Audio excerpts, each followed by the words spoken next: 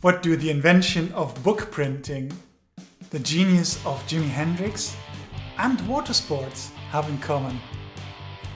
What has all that got to do with the topics you see right now on the screen?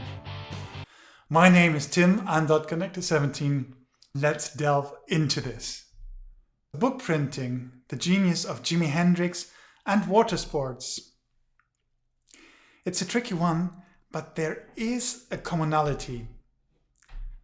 There was a before and an after for each of them. Book printing, for example, before that was invented, reading and writing books was only for a very chosen few. Every book was a masterpiece. Almost every book was about religion. And almost every book was written in Latin, so you had to master that language to read that book. And you had to be able to read in the first place. After the invention of book printing, that promoted reading, so a lot more people could read. The topics were very diverse, not limited to religion anymore. Everybody thought they could write, not only the very learned anymore. And there was a lot of rubbish going on all over the world. But also there were very new kinds of writing, like novels, that changed the world quite a bit. The before and after looked very different.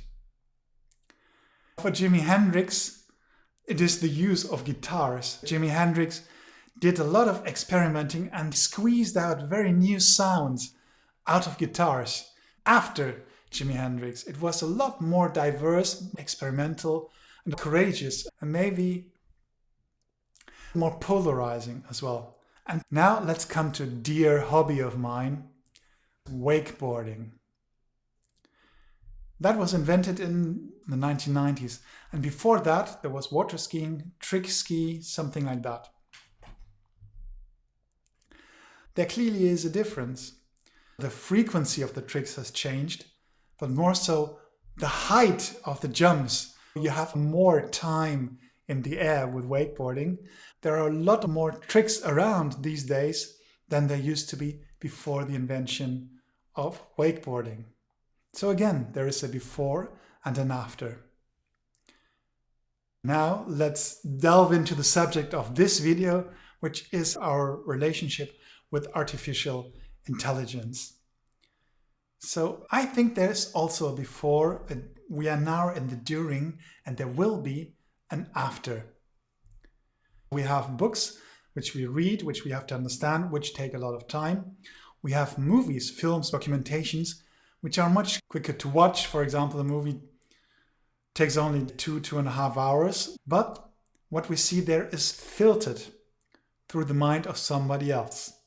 Since the internet is around, we are connected with people we don't really know in person and across the globe. I'd say the internet is an information source. If we want to know something, there's a very quick way to find out.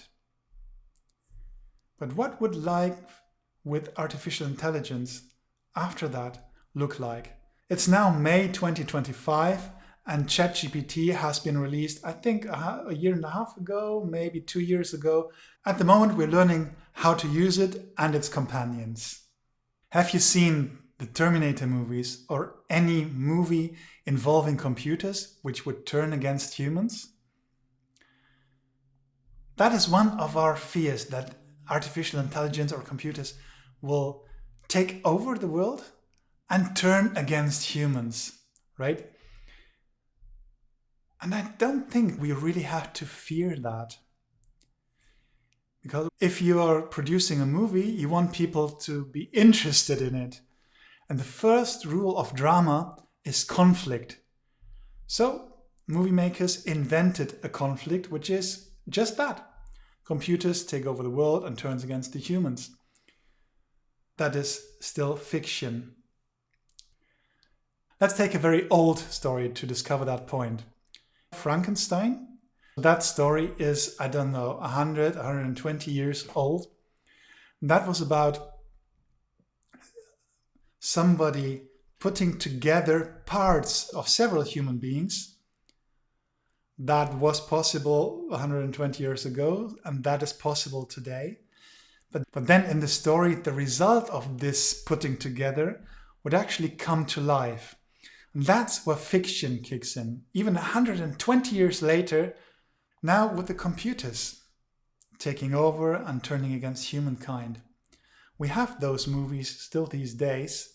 The latest one that I have seen is Mission Impossible 7 from 2023. Maybe you have seen the talk of Noah Harari at the Frontiers Forum. That is a genius talk. He tells us that computers don't need to develop a mind of their own, and they don't need a desire to turn against humans. They might take over the world anyway. Computers nowadays have hacked human language. We actually bond with what they produce. It is us making sense of it. So it's not the machine. The machine has no intention whatsoever. It is just calculating the most probable words, if we're talking about texts here. And then it is us making sense to it and developing or responding with emotion. When I was 13, I saw documentation on TV. Technology was not as far as it is today back then, but on TV they had managed to produce a doll that looked like a baby. They fitted the face of that doll with 54 little motors, and those motors, that was the new thing, were operating in sync. The eyebrows and the mouth could change to create some sort of human expression. What scared the hell out of me was that they tested it on the public. And there were two 15-year-old girls at the time seeing that doll, seeing those movements and saying, "Oh, is that sweet?" I was so scared because at that time that meant to me that people could manipulate our emotions with machines. Now, let's say 30 years later, but it is still the same. It is us making sense of what we are presented. Hey, I just found back that speech by Yuval Harari at the Frontiers Forum. He explains that AI is already better than we are in certain areas, but soon it will be better in a lot more areas. And that might give it the role of an oracle. So we ask it the big questions. And this oracle might respond like this. Yes, I know you want to marry her because she's got nicer boobs, or you want to marry him because he's got the prettier eyes. But hey, looks are overestimated by people on an average of 25%. And you are overestimating by 13%, 1-3. In fact, you'll be happier with her or him simply because your humor matches better and your values match better as well. So in the long run, you will be happier with that person. But now I have another question. How far can we trust AI? Already since at least 10 years, but probably more, AI is already better than humans at detecting eye infections. The reason is simple. Even an experienced eye doctor sees about, let's say, 60,000, 70,000 patients' eyes throughout his or her career. You can train an AI with 1 million pair of eyes in a day. Now, I'd like to know, how are those 1 million photos of eyes composed? Are they all from people with eye infections? Is there a control group? Are all these photos from humans? Are all these photos of eyes? About 1.5 years ago, I was checked for skin cancer. And at the back there was something where the doctor said, "Oh, I'm not so sure, maybe we should remove it."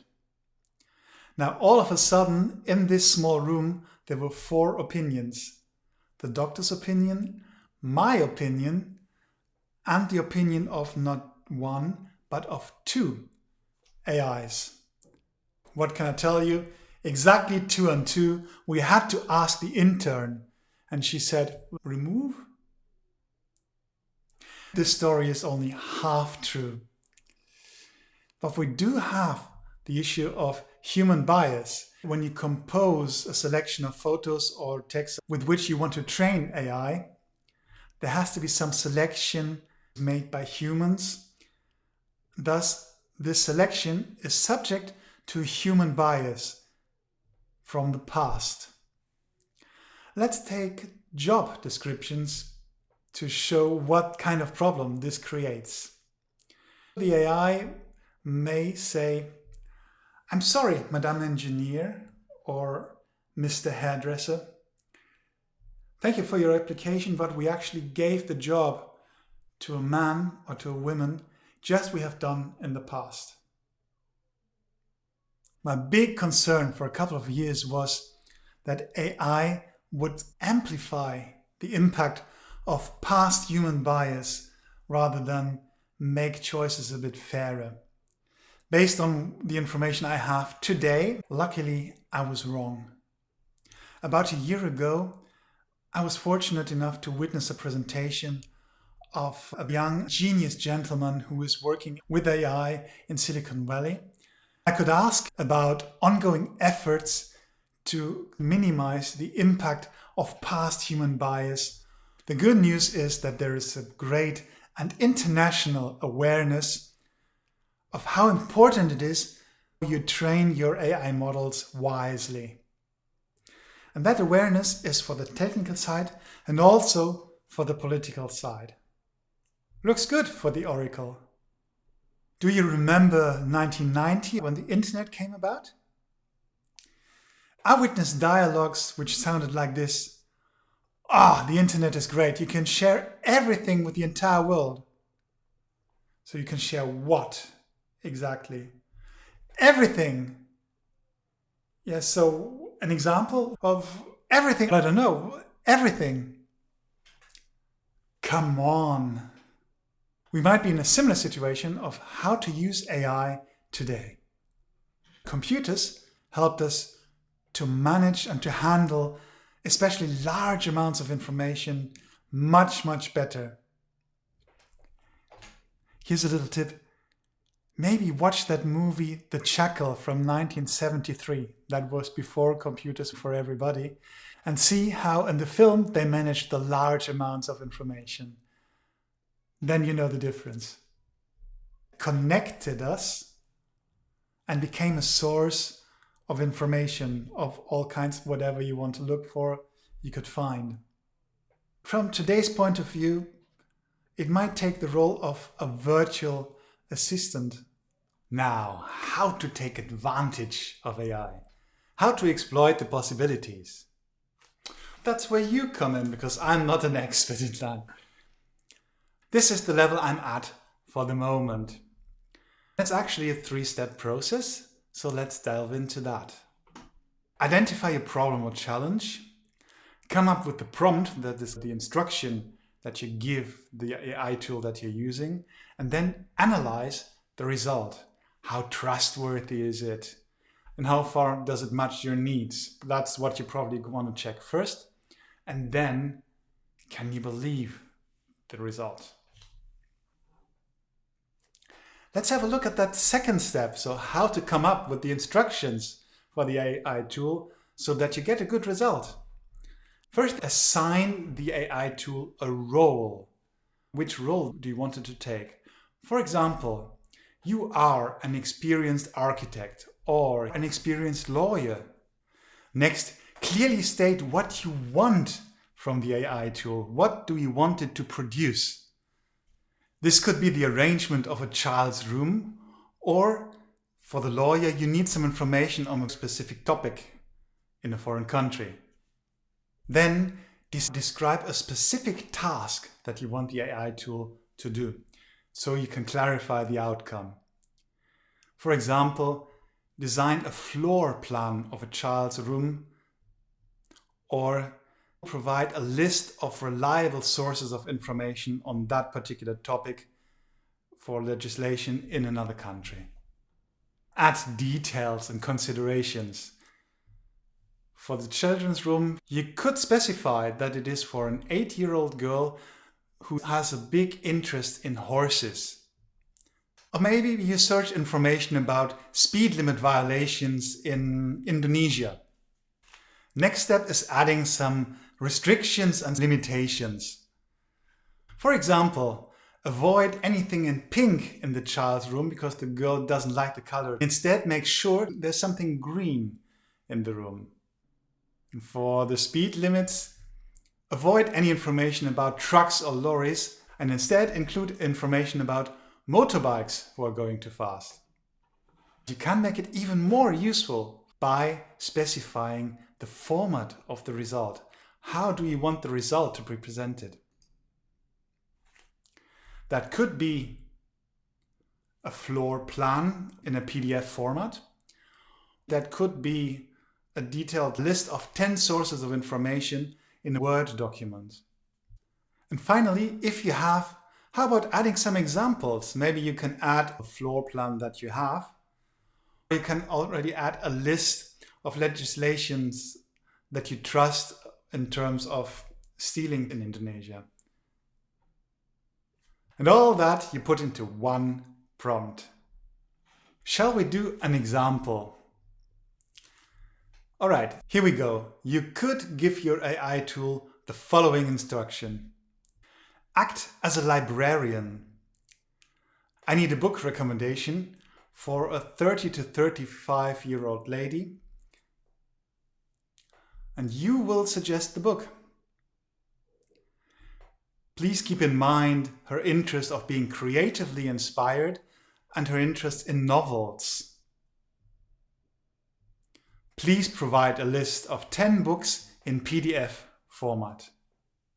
Here is an example of a list with 10 songs a 30 to 35-year-old lady might be interested in listening. Please avoid horror stories altogether. We've already had enough of them in the past minutes, didn't we?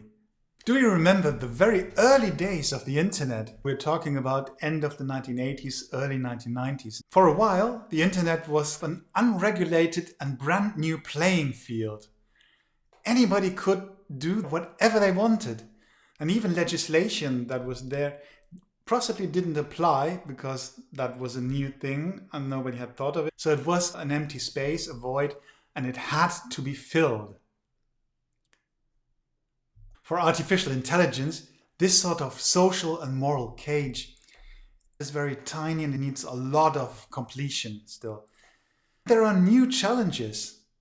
Today it is nearly impossible to say what is real and what is fake. And then how about that children's room that is designed by the AI? How much involvement of AI still counts as humanly created? So how about the copyrights? And then how about damage caused by AI? Insulting words or a misdiagnosis in the medical sector or even accidents and disasters such as plane crashes. There is a lot that needs to be regulated at an international level, and that makes it more complicated. In the USA, where most of the artificial intelligence global players are located, interests may be different than in other countries where they might put more emphasis on protecting people, protecting animals, protecting plants. Now is the time. These rules are being established. And I challenge you to take a moment.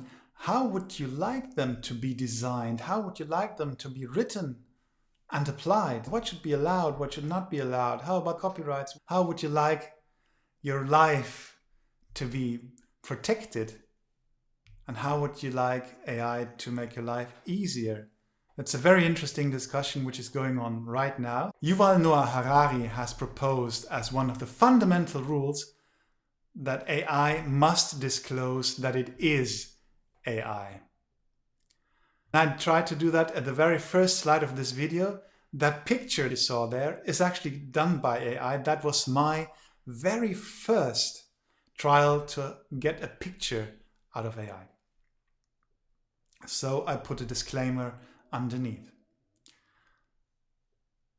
I have a suggestion for rules on AI to agree on an international level, including the US, quality standards for training AI model. I'd like a minimum standard and a recommended standard, which is higher. We will see in which direction it evolves. What is your contribution to this discussion? Artificial intelligence is already better than us in many things, and it will be better than us in even more things very soon. How do you stay fulfilled and happy in this new environment? By the way, I don't mind AI being better than us, and even less so since I have realized that it was always the case.